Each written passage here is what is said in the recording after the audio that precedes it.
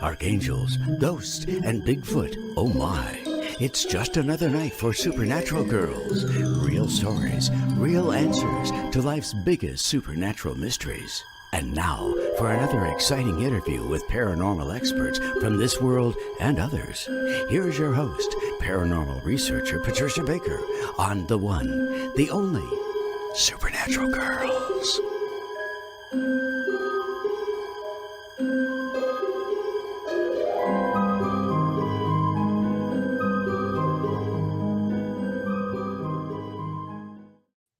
Welcome, everyone, to another great episode of Supernatural Girls.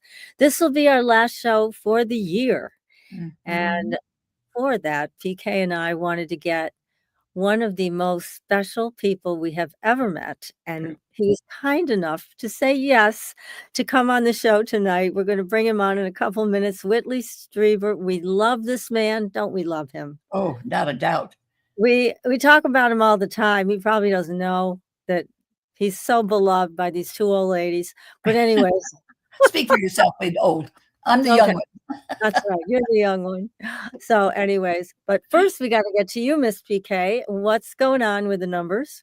Well, firstly, retrograde has ended. We're still in a bit of the shadow period, but at least the darn thing's over with. Yay. What a nightmare that always is for us. I know it. So the fact that we're in a 2 personal month, we need to take a look at the fact that sensitivity, relationships, teamwork, they're all top of the list.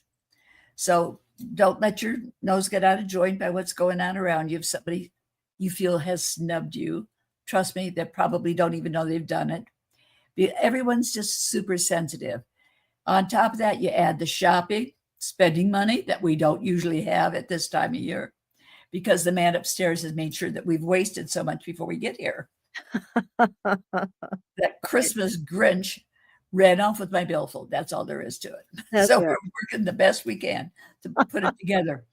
But the most important thing is when this month is over, we are going into a brand new segment of a new 9-year cycle. Yay. Yes and no. Every month of next year will be exactly as it is. January is a 1 month. It will be truly a 1 month.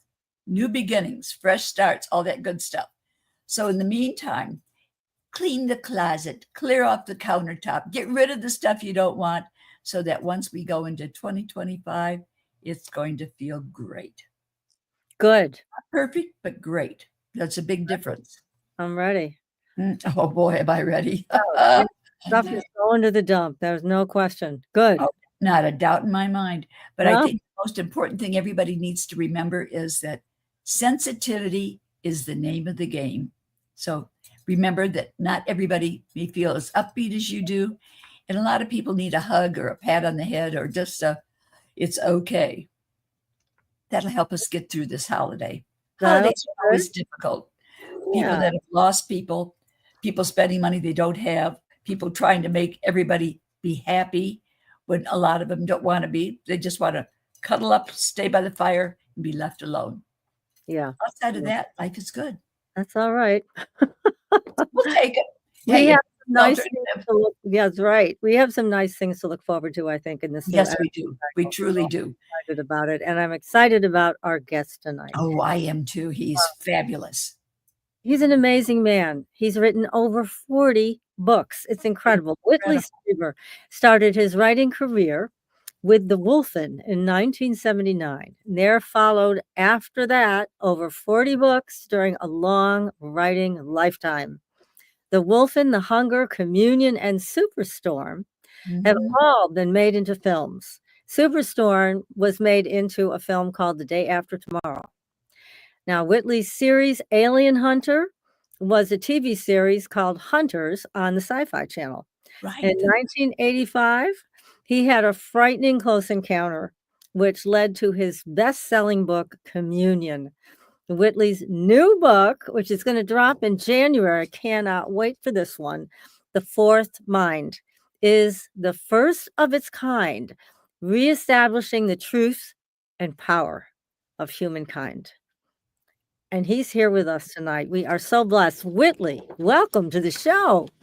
I'm glad to be here. Thank you very much for inviting me. Oh, It's our it's our pleasure. honor to have you here. You are the best. And we're sorry you don't feel well. And it was still so nice of you to get yourself ready for camera ready for this. So thank you for No, coming. that's okay. I don't feel that bad. I have COVID, and theoretically, I mean, I'm testing positive, and I've got a sort of slight chest cold, Oh, but there's no other symptoms. Good. well, Good. that's Well, we good. want you to get well soon. And again, we're so happy to have you here. This new book is sounding so exciting and so right on for this time in our lives. But Yeah, well, it's time for the book. It's been a long time in coming, and this is exactly the right time for it to go out there. it really is. But first, should we talk about the drones? Because I know you mentioned you'd be happy to Absolutely. share We about should, surely we can.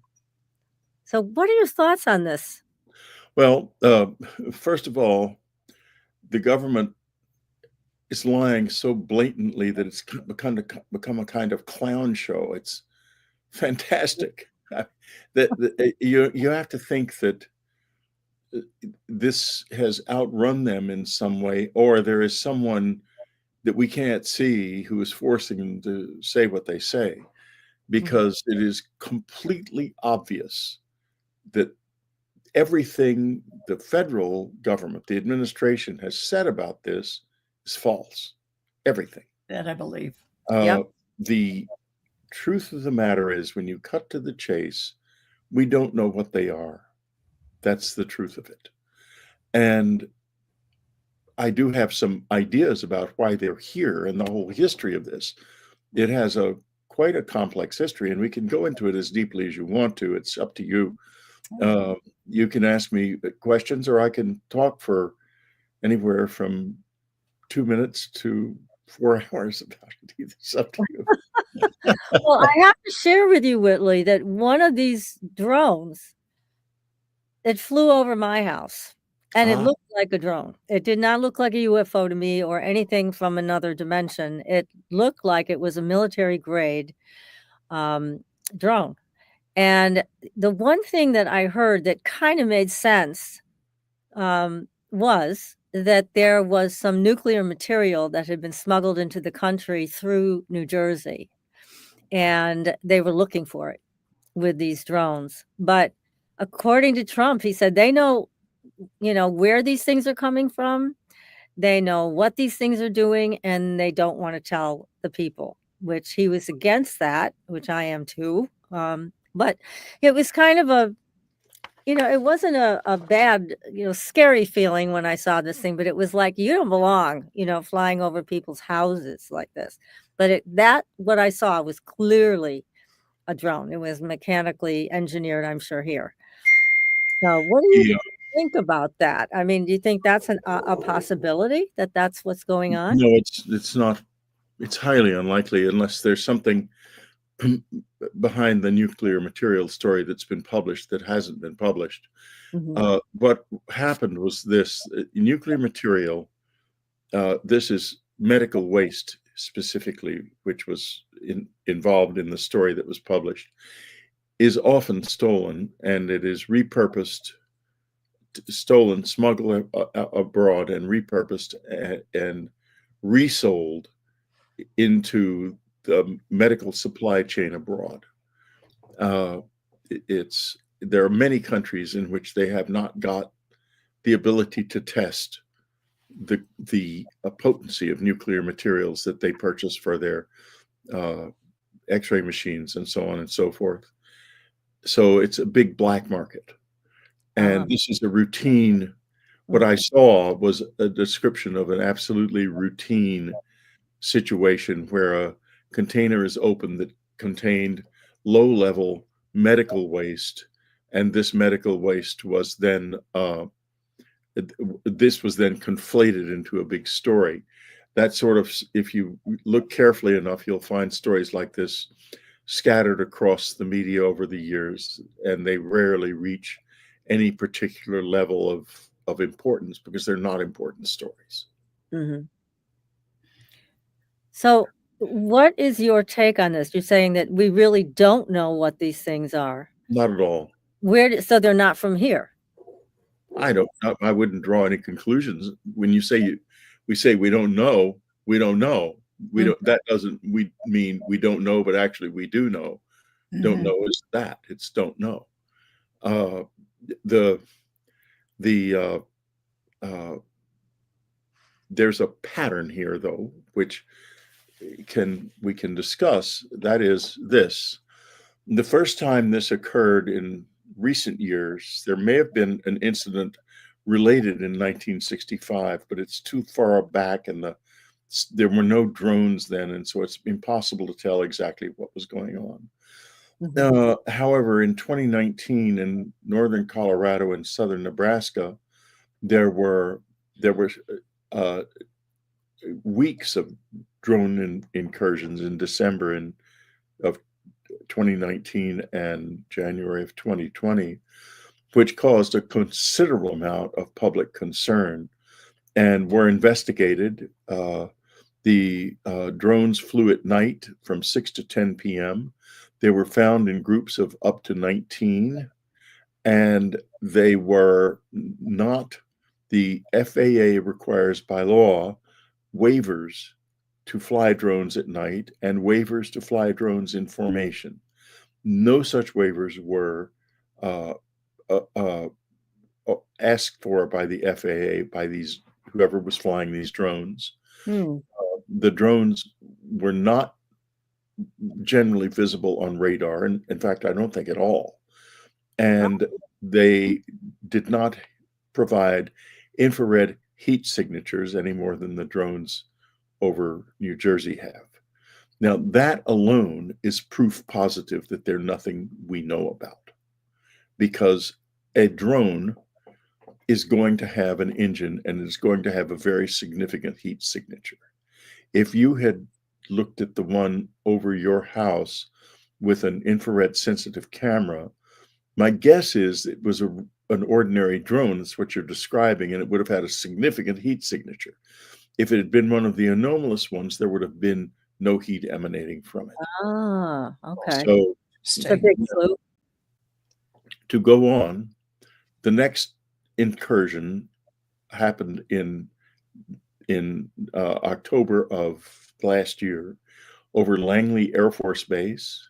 There were numerous events over Langley Air Force Base night after night. The government did not do anything about them, even though one involved a near miss with a fighter jet, and they still didn't act. Now, there has to be a reason for that. Yes. It can't be ours doing testing or whatever they may be doing if they're going to nearly collide with one of our own jets. I don't think so. But at the same time, they didn't respond because they obviously know what this is, and they know they can't respond. So then the next thing happens. The United States sends nuclear materials to England. They arrive at Lakenheath, RAF, and shortly thereafter, drones appear over Lakenheath, RAF. This goes back to a long history of anomalous objects appearing in the context of nuclear proliferation. The first such incident took place in 1946 at White Sands, when a V-2 rocket was fired, and when it had reached an altitude of 40,000 feet, an unknown something caused it to go off course. It was shot at by something that was seen on radar, and it went off course and was destroyed because it was by ground control, because it was off course. At the time, the United States was the only nuclear power in the world, and we had not yet attached a nuclear weapon to a missile, but clearly that was on the way. A warning, therefore. Then, over the course of the 1960s and into the early 70s, both in the United States and Russia, there were incursions into missile control facilities, alterations of targeting systems, damage to the facilities, especially in Russia. And clearly, someone was there warning us in their own way about the danger of nuclear war. Mm-hmm. At the same time, starting in the 1970s and continuing up through the early 2000s, many thousands of people around the world had close encounters of the third kind, in which many of them were warned about environmental crisis. Now, fast forward to the present. Lakenheath, a nuclear proliferation of the first order. The United States, for the first time in 20 years, is returning nuclear weapons to the UK. These are nuclear weapons, unlike those that are already in the UK, that would not be under the control of the UK, but of the US. And they may be attached to one of two new types of delivery systems, or both. One, a stealth delivery system. Two, a hyperspeed delivery system, either of which could reach Russia unawares, meaning that this is profoundly destabilizing to the balance of power, since these weapons could conceivably reach Russia before Russia could react. So mutually assured destruction goes by the boards. This could mean to the visitors that nuclear war is inevitable because of the presence of those weapons there. That would explain why they would show up there to warn us again, the same way they have consistently across the past. At the same time, Donald Trump is elected president of the United States, and part of his platform is to abandon environmental amelioration of environmental problems. I'm not interested in politics at all. Nature to me is numbers. I can see what the numbers say, and so can the visitors. They told me 7 years ago that we had 7 years left. Now we have 5 years left. And 4 of those 5 years, we will do absolutely nothing further in the United States.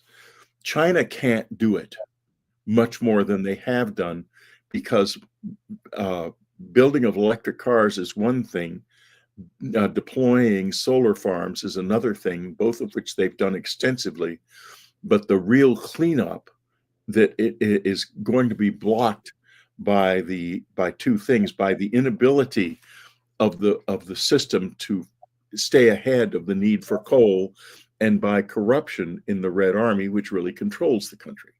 Russia can't do anything because it's a poor, primitive country for the most part on its back, that has a highly developed system of military projection, but nothing else. India cannot and won't try anything because it's completely out of control. And to change the pollution profile of India would take a beyond belief amount of money and effort that they do not possess. That leaves the US. Europe is already trying, and reasonably effectively. The US should have been trying. It is, of all of these countries, remains the largest polluter, and also the most organized and innovative economy in the world. There's no question, I'm sure, in their minds, as there isn't in mine, that we could turn this around. We are not going to touch it. By the time the 4 years are over, it will be too late. Thus, they appeared over Donald Trump's Bedminster Golf Club, and he said on the radio or on the television the other day, he doesn't plan to stay there. I don't blame him. There are two messages that have been conveyed. The first message is a very, very intense one about nuclear war. The second one is equally intense about the danger of climate change. These are the two fundamental issues that the visitors have been interested in from the beginning. That's what's happening. Okay. Well, that is a totally new perspective, and I appreciate that so much. I mean, also the history of all of this. Definitely. It's a whole different context around it. So how do you see this resolving with the drones? You think, well, you don't know what they are, so they may stay around for a while, but here's No, another question. I have learned never to second guess the visitors. They think very asymmetrically. Oh, And quite frankly, there will come a point when they intervene and we lose dominion over our planet. I don't know if this is the point, but it could happen. They will at some point, and maybe they already have made a decision or will make a decision as to whether or not they want to let us go or try to enable the species to survive. If they decide that they will help us survive, then I'm not sure we're going to actually want that, because we will want it. We will. It'll be a new world. I wrote a book a couple of years ago called A New World for that reason. It will be a completely new world. It will not be like this at all. It will change in absolutely fundamental ways. I can't predict exactly what those ways are, but among other things, the visitors are fluently telepathic. That is entirely real. It is not a fantasy. It is a part of nature, just like radio or anything else. And when you are with them, you are too. This means that they are capable of turning it on and off in us. If they turned it on in us, in all of us, our world would change in an instant, completely, into something different from what it is now. I think they probably have that capacity. And the degree to which they will intervene, I don't know if they do. I'm not sure we're going to be happy with it. I don't think it's going to be all sweetness and light. I think it's going to be very hard. A new world, if you can take it. The if you can take it part is the question, and yeah, can. exactly. I mean, now your new book, you're talking about the superpowers that we have that we haven't, most of us haven't accessed. Tell us more about your new book and why did you write this? Okay, it's time for this book. It's exactly the right time for it, and it'll be published on exactly the right day. This book, The Fourth Mind, has two parts. The first part demystifies the Greys by going into, in detail, their anatomy, their biology, their brain functions and brain structures, and their belief system insofar as it's understandable. And it shows how they have made alterations in their genetic structure, some of which have been effective, some of which have not.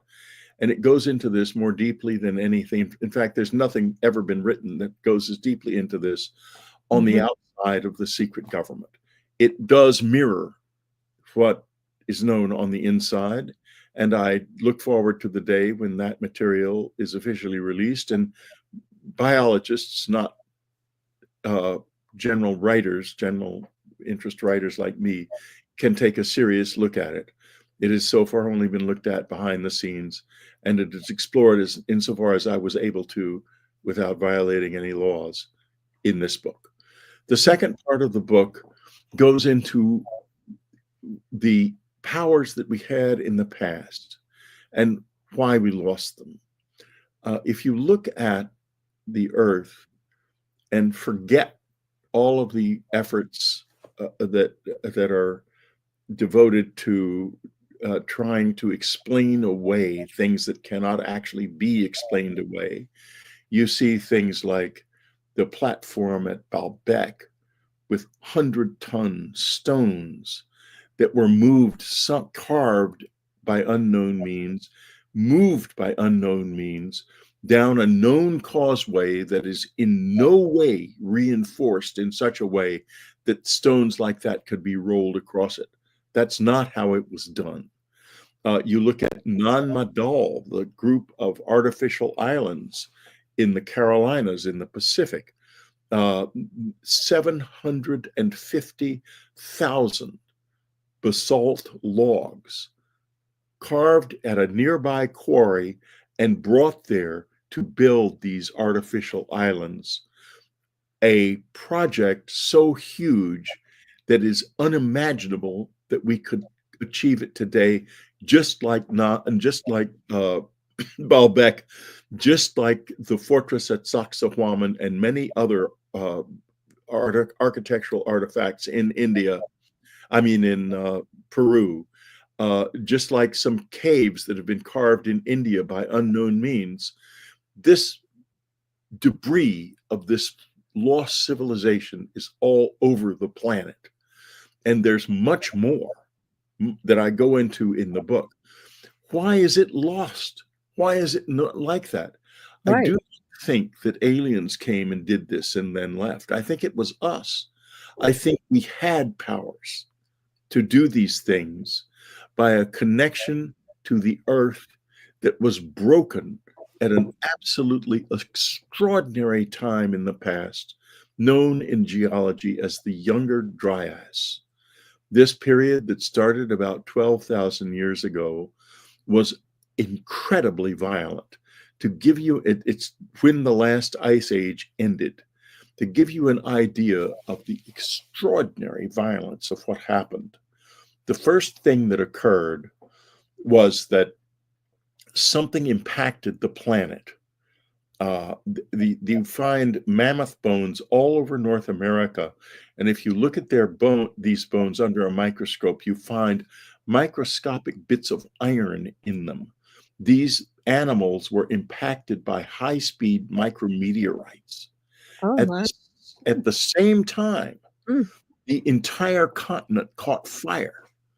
The remains of that fire is something called the black mat, which is extensive over the North American continent.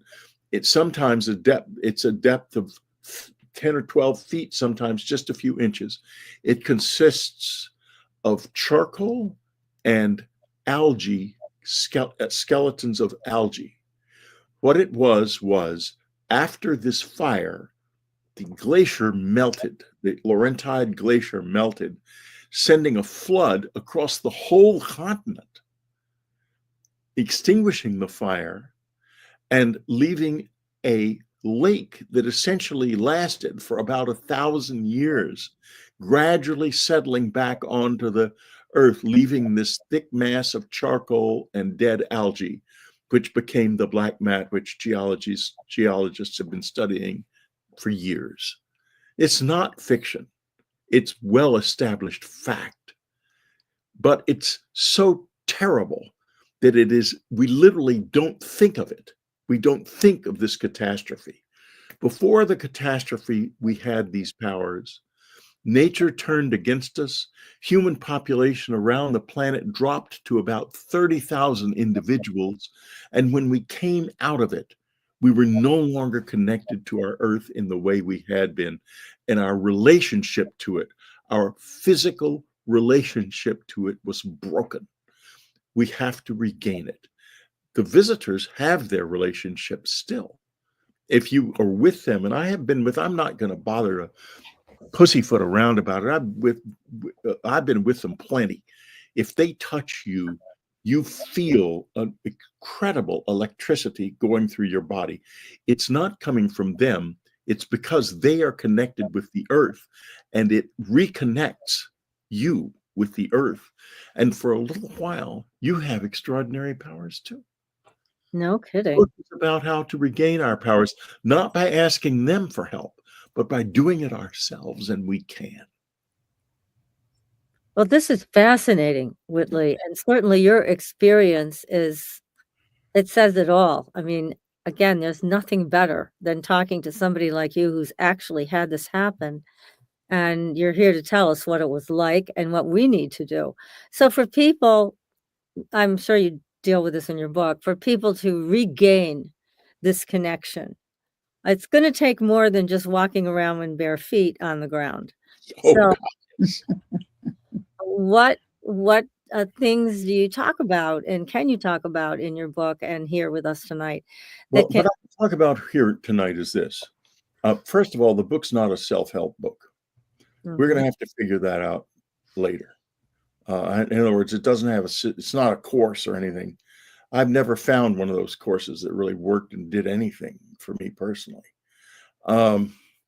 So, any case, uh, uh, what the book does do is it shows how various powers are real, and what has closed us off. Like if you say to someone, "Did you know human beings can actually levitate?" They tune it out, completely outside of their experience. Western science tells us it's impossible, and I don't blame Western science. It seems impossible to me too, but it wasn't always. In fact, I know a man, he's passed on now, Paul Eno, who actually witnessed this. And let's be precise about what he witnessed. He was at an exorcism. He was a novice in the Catholic priesthood at the time, and he was assigned as his mentor was a local priest who was also the archdiocesan exorcist. They went to a mental asylum where a young woman, the young woman's family, had asked for an exorcism. She was struggling with schizophrenia and drug addiction. During the exorcism, in front of the priest, the exorcist, Paul, the other assistant, two people, nurses from the facility, and a psychiatrist, the woman rose up out of the wheelchair to an altitude of about 4 or 5 feet. Right out of the movie The Exorcist. In fact, the story might have even inspired, I think it did inspire the movie The Exorcist in part. And I'm not even going to bother to go down the old demon path because it doesn't matter to me. What happened then was the exorcist said to Paul, "Please push her down into the chair." He pushed her back down into the chair, and he told me there was a slight resistance. She felt about like a balloon, meaning that this body of, say, 100 pounds weight, covered with clothing that probably weighed another 3 or 4 pounds, had become not just light, but lighter than air. That was done by this. We don't recognize the power of this. Right. We've lost touch with what it really is. And we can begin to regain our connection to our own brains and minds and our true selves. Listeners haven't lost it. I've seen them levitate. I've levitated with them. When they're with you, they hold your hand, you go right with them. How did it feel? Extremely upsetting. I went up in the air without the slightest warning. The first time, it was like going up in an elevator with no elevator. And it was quite exciting, I'm telling you. I mean, but looking back the 2 or 3 times it's happened, I would like to be able to do that on demand. And I think that if we can recognize that things like this and things like telepathy are real, we'll be able to do that. I don't see why not. If we could in the past. And when you're with the visitors, you're fluently telepathic. It's as easy as pie. But when you're not with them, you can't do it at all. That means it's in there, but it's not turned on. We can turn it on. And I think that the way to do that has already been pointed out. There's a wonderful group of podcasts you can get them on Spotify or Apple or anywhere, called the Telepathy Tapes. Yes, we've heard of them. Yes. Yeah, if you listen to the Telepathy Tapes, this wonderful story emerges of these gentle, sweet people who are not voiced, who are profoundly autistic, who have fluent telepathy. And it's been proved. It's not, and this is so critical. The Western imagination has walled off all of this stuff.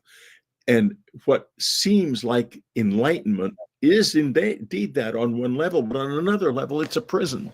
And we got to break out of the prison without losing the enlightenment. That's going to be a good trick, but we'll do it. In any case, I am enough telepathic to have engaged with some of they're called spellers.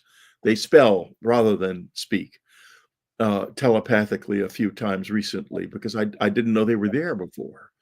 In any case, what it takes is kindness and not lying. If you lie, you close the door because you've got something to hide. You mustn't have anything to hide. When you have nothing to hide and you're kind and open, telepathy comes to you like a scared little puppy coming up because it's realizing, actually, this is safe for me. And inside yourself, that part of you that is telepathic begins to feel safe as well. And you become telepathic. And suddenly you realize, I've been in love with the world in a way I was denying myself and turning away from. And it's okay to be vulnerable. It doesn't matter. It's okay to have things I am embarrassed by or ashamed of. Nobody really cares. The other telepathic people have them too. And we can just all live with it together. It's not a big deal. Once you live like that, you start to feel like that. You can concentrate carefully. You'll find telepathy enters your life. First, very slowly, very subtly, and then more fully over time. So now, do you experience telepathy? When I'm with another person who can project telepathically, sure. Great. I'm not going to go around pretending to be a mind reader because nobody can do that. I mean, yeah, there are some very powerful people, and certainly the visitors can read minds very easily.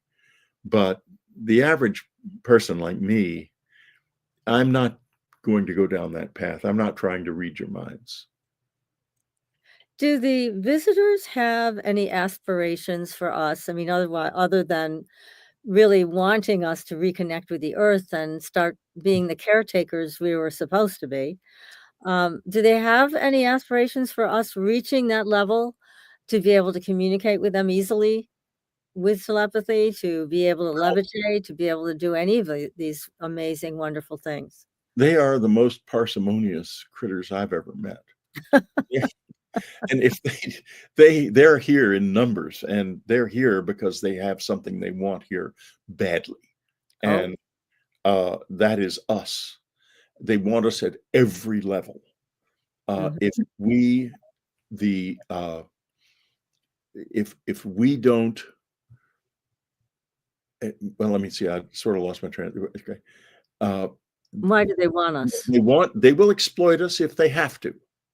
In other words, if we don't have anything to give to the relationship, they're going to take from us. They've already taken a lot of sexual material from us, and they have created hybrids. These hybrids are fluently telepathic. They are unvoiced, and they are autistic. Because they have to be. The amount of sensory input that comes in has to be restricted in order for them to be sure of this fluent telepathy. And if you think about it, this is not a nice thing to do. I mean, don't think the visitors are angels. They're far from it. They are definitely here for some of their own purposes and their own reasons, and they are exploitative, but they are also here for us. And if you're strong and you want to do this, they will come halfway. Again, get back to a new world if you can take it. It means if you can strong enough to stand up to them, strong enough to stand up to your own needs and desires, strong enough across the board.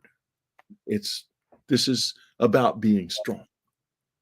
So you found a way to access that inner strength when Yeah. you are in their presence, so that you're not just taken over by them, you are an equal with them. Well, I mean, I don't feel I'm certainly not taken over by them. Who would want to take me over anyway? I'm much too dull. I Anyway, seriously doubt that. no, it's not about taking over. Uh-huh. It's not about taking over. Who wants, you don't want to take over. You want to have a relationship. Yes, Who right. wants a robot? I mean, why would they come all the way from wherever the hell they've come from to turn us into a bunch of robots? Speaking of dull, that would be dull. They Yes. want interaction. They're here for the new, and we have that in spades for them. This is a rich resource of newness for them, and they want it. I know that. Interesting. So it's mainly people that they're interested in, not so much what other people have said. They want some resources, whether it be water or minerals or whatever. It's not about that.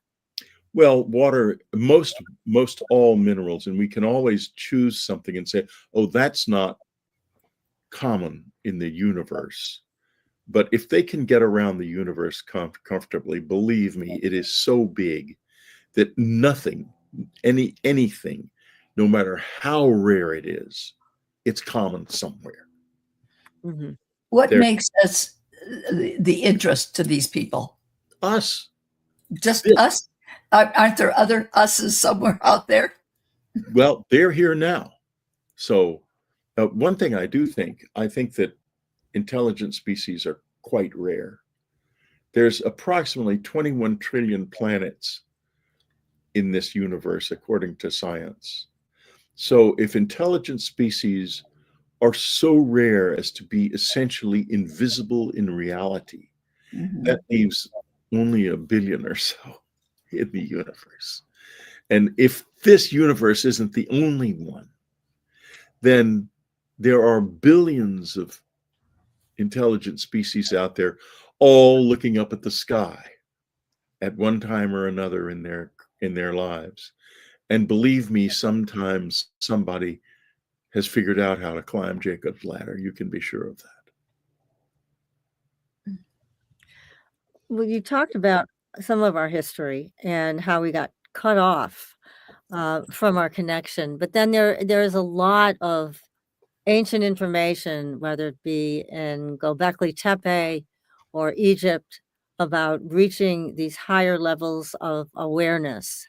Yes. And so that's a part of our history too that we don't have enough information on. We have some, but not a lot. The gold is lying there for us to pick it up. The manna is on the ground. It's right there. The past has got a very clear message for us. I go into that in the book. It's quite clear. And if you do avail yourself of that wisdom, it's there for you.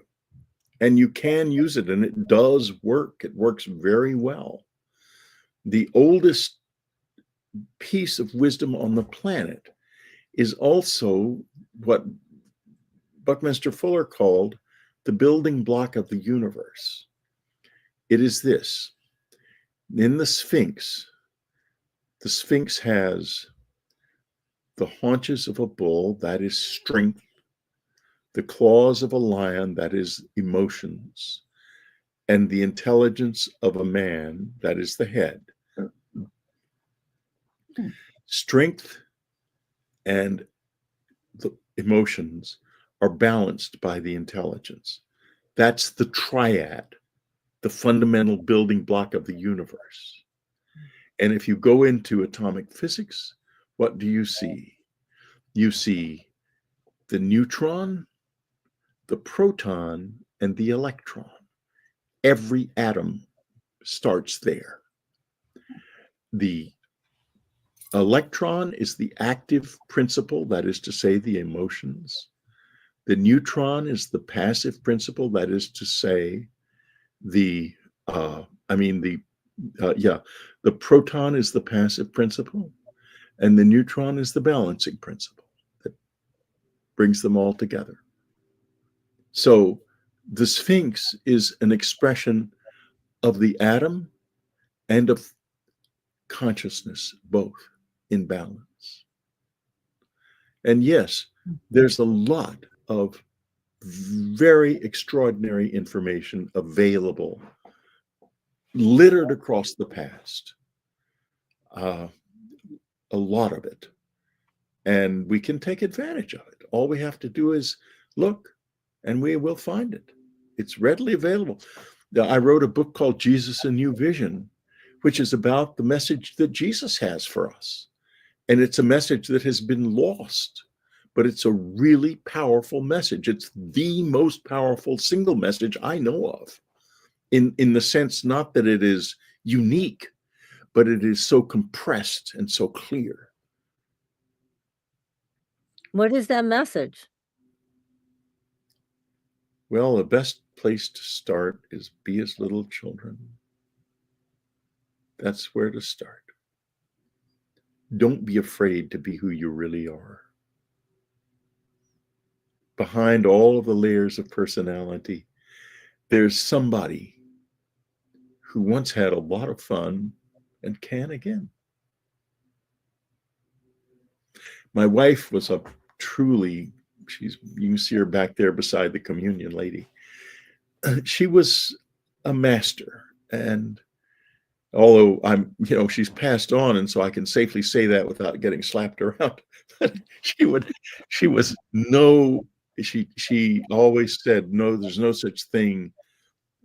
Anyone who calls themselves a master is no master at all. But I know what she was and what I saw her become over her years. And she used to say, it all begins with laughter. As soon as you can start to laugh at yourself, you can start to learn and know yourself. Meister Eckhart, the great theological master of the 12th century, used to say, God laughs and plays. And here is his description of the creation. God laughed, and his laughter begat the sun, and the sun laughed. Then they laughed together, and their laughter begat the Holy Spirit. And they all laughed together, and out of their laughter poured the universe. We close the shades on the little cottage of our lives so we don't have to hear that laughter or see that light. Open the shade. It seems like that's the scariest thing to do in the world. Could never do it, but it's actually really easy. Just laugh at yourself. You can easily find ways of laughing at yourself. I can, for sure. And look at who you really are. What are you going to find? You're going to find you've done all kinds of things in your life that you think, oh my God, why did I ever do that? But you're also going to find somebody else, somebody who started out and who had all kinds of expectations and hopes. And you can go back there. One time go ahead. No, that's okay. We're waiting for your next thought here. Okay. Yeah. One time, the visitors called. I had been begging and pleading with them, whining. My wife said, how could they ever spend any time with a whiner like you? I said, well, if I whine enough, they come. I mean, it works. They get sick and tired of it, and they come. Yeah, there you go. Anyway, I was kvetching and whining that I wanted to meet them physically. This was in about 1988, and I had a bench in the little woods behind my house, and I would sit on the bench and imagine one of them coming and sitting beside me, and we could talk, and all of this fantasy. So one morning, February morning, just before dawn, I hear this trumpet sound above the house. And I think, oh my God, it's them. There couldn't be anything else. There's no other way to explain it. So I think I'm going to do it. I get up, I grab my robe. I'm in bed at the time. Grab my robe, put it on, put on my slippers, and go outside. It's cold, snow on the ground. Not a lot, fortunately, but enough. Yeah. Go across the deck behind the house. I go up onto the hill that's just there. The woods are naked. Beyond the naked woods is a clearing. And in the clearing, there is something making a noise, going clank, clank, clank. It's the noise their machines make when they're just idling. And I can see this black thing there and some figures standing beside it. And I think, my God. And so I walk up onto the little crest and I start to go down the path. I stop for a minute just out of amazement. And I hear in my head this voice go, "Come on, come on."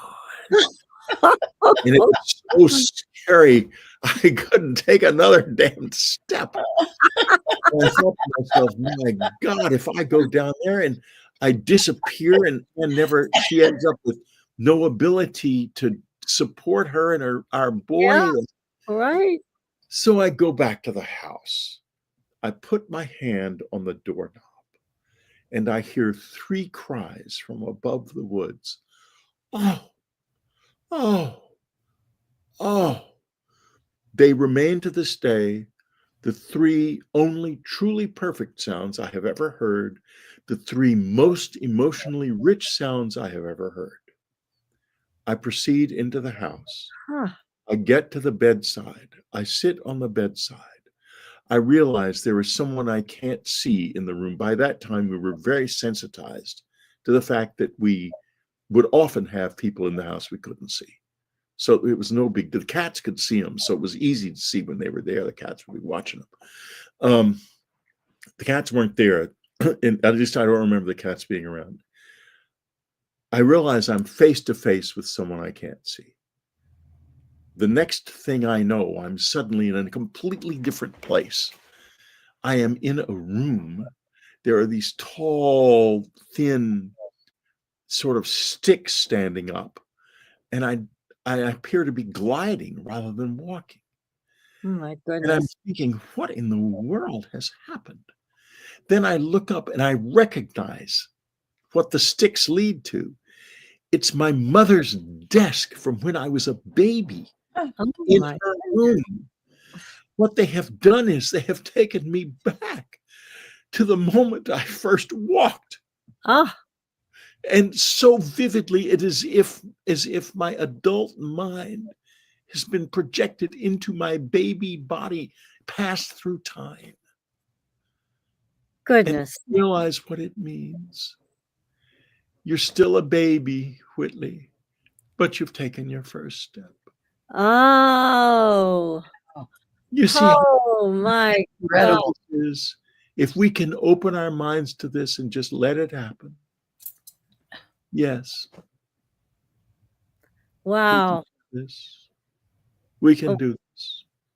Whitley, this, I have to tell you, I feel like we just sat down 2 seconds ago and now the show. I agree.